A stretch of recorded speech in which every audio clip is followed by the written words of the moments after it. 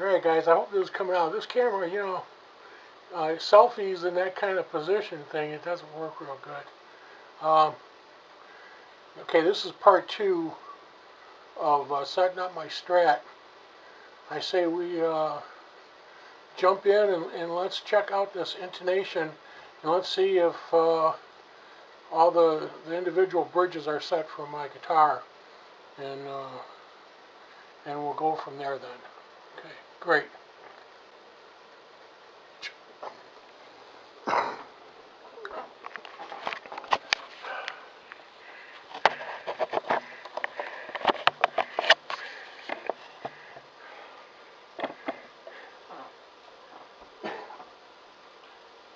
Okay, and here we go. All right, we're all set again. This time we're going to do the intonation. Now I gave it a good long time. The neck is great.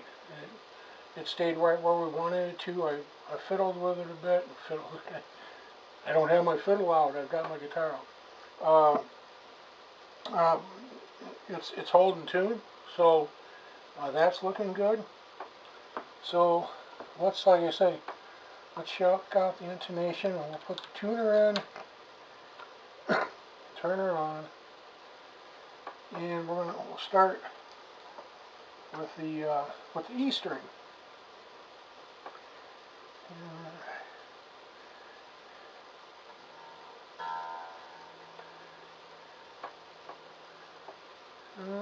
Pretty much right in there. And let's see what happens if we go to the 12th fret.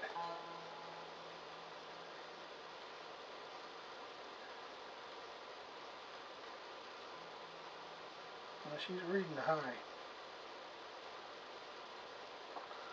Okay, so now we don't use the Allens, we use the Phillips on this. So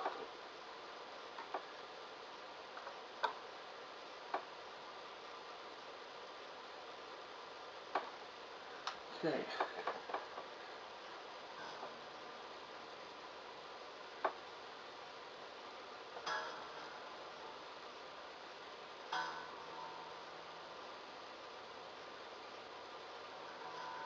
Okay, there's a regular E.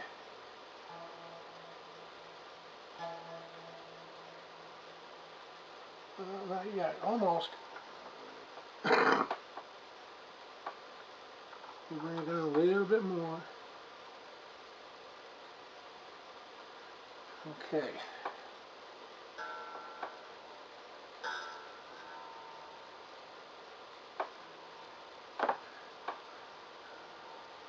Okay, now let's check.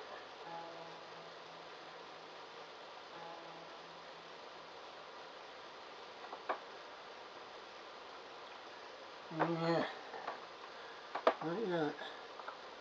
Patience is a virtue on this one.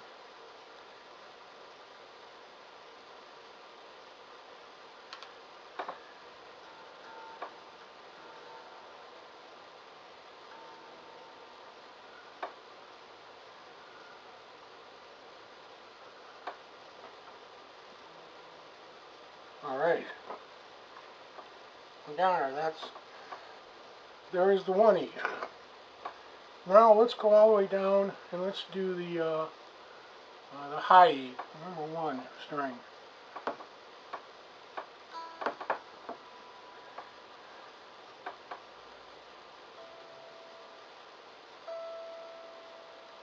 Oh, okay, she's right on. So let me, so I don't take you through all these. Let's take a break, and I'll continue work on this and bring you back when we've got all of them pretty close. I kind of wanted to see the procedure.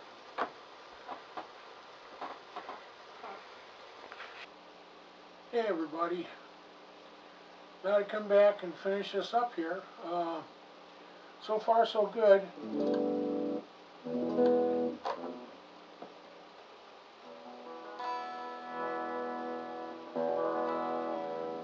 It's staying in tune. It feels great.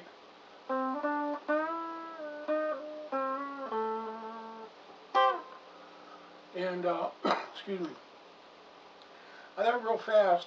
I wanted to come back and we were talking about this intonation thing, and why is it so important?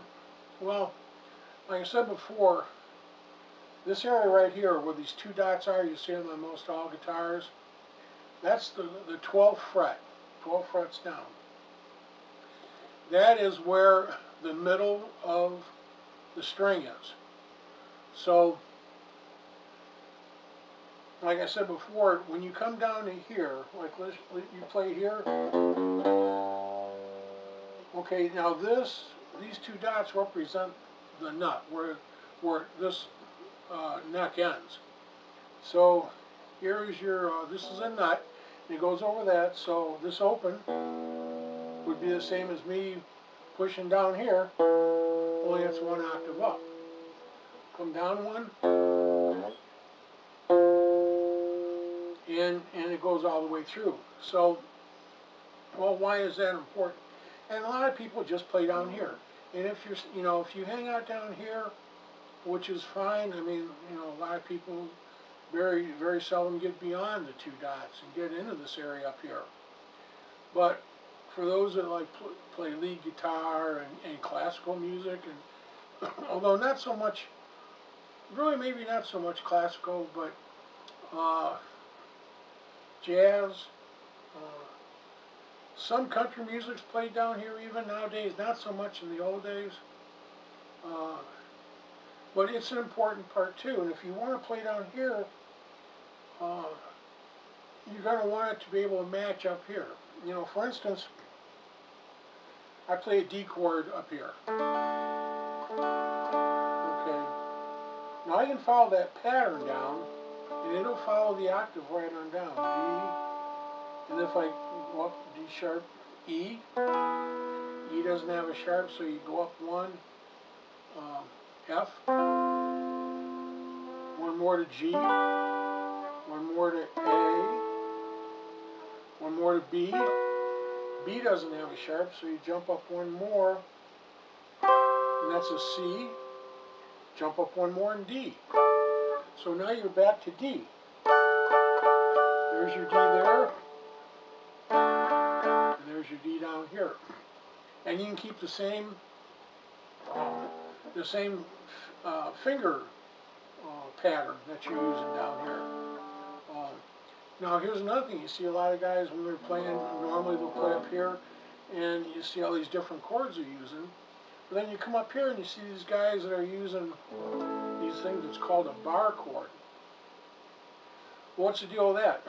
Well, once again, this finger is representing this nut. Okay? So up here you have your E.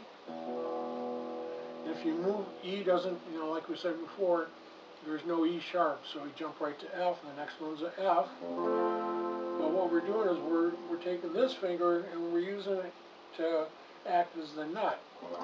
Go up here to G,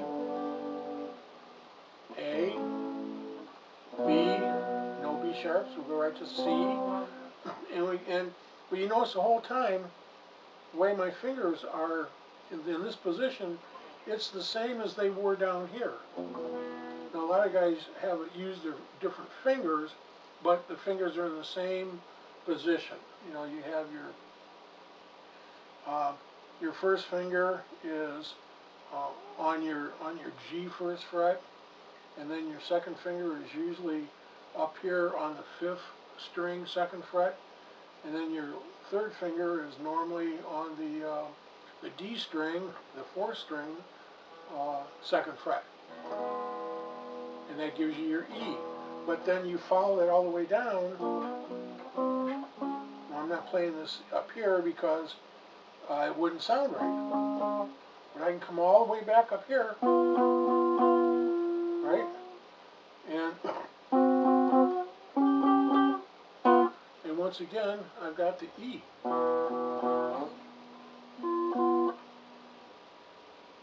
Let's try it again.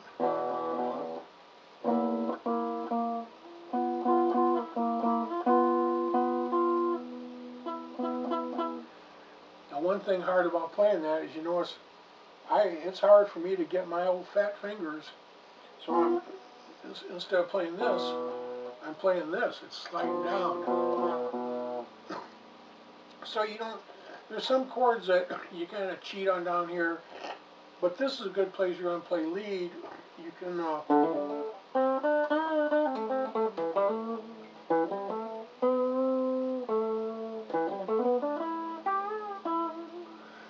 you know, they're close together, you can move fast, and if you got your guitar set up right, which is what we were doing, the strings should be nice and close, and you should just be able to hit them real quick.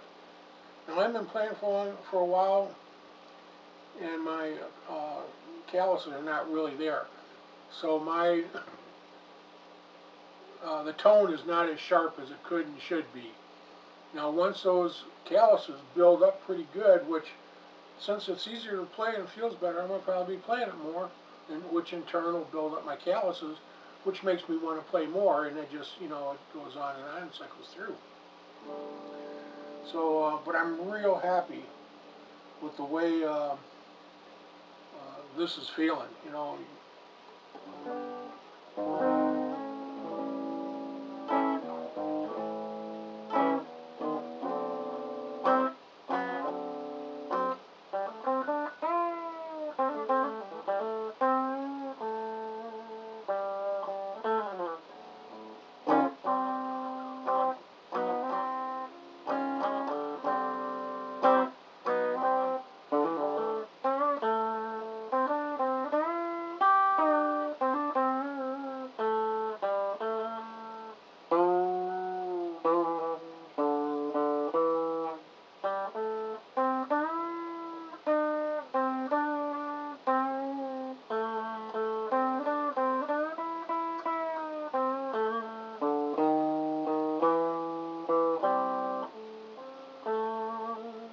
So it feels really good, and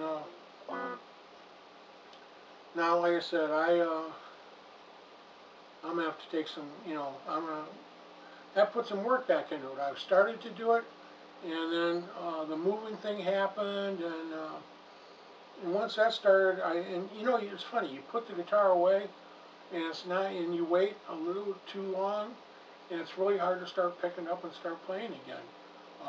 You let things get in the way of practicing a lot easier than before. You would be more rigid and say to yourself, no, I gotta practice. Where you get away from it for a while, it's like, oh, I need to do this, and you know, okay, I'll practice later on, and it gets easier and easier to do. So believe me, I know.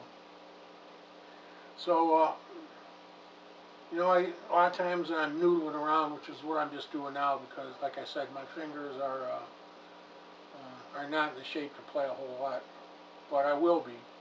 And maybe I'll come back and you know, I'll do some videos on some of the things that I've learned over the years that might be able to help some people. I'm not a teacher anymore.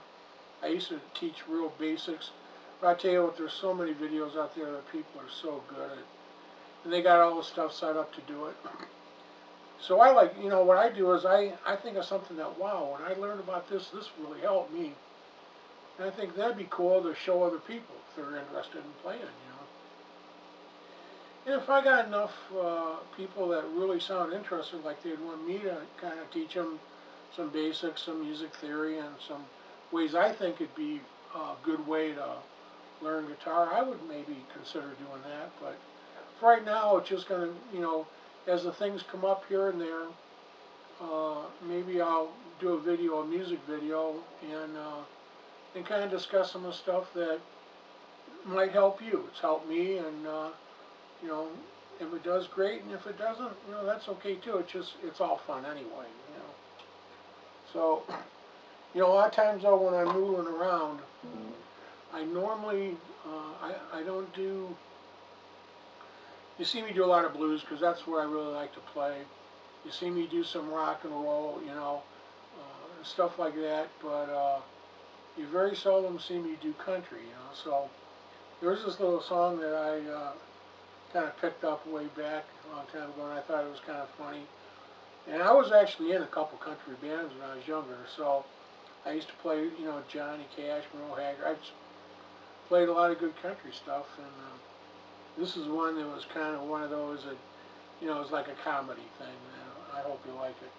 Excuse me.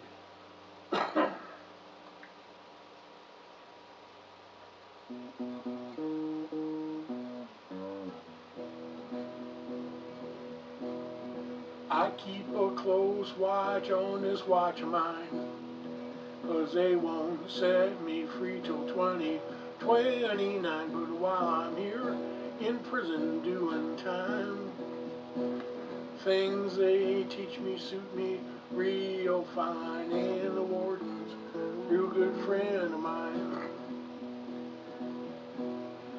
They teach you things to help you cope. I learned to make ashtrays, I learned to weave rope, worked in the laundry, and I dealt some dope, and I learned in the showers, never drop the soap. And the warden's a good friend of mine, said the warden is a real good friend of mine.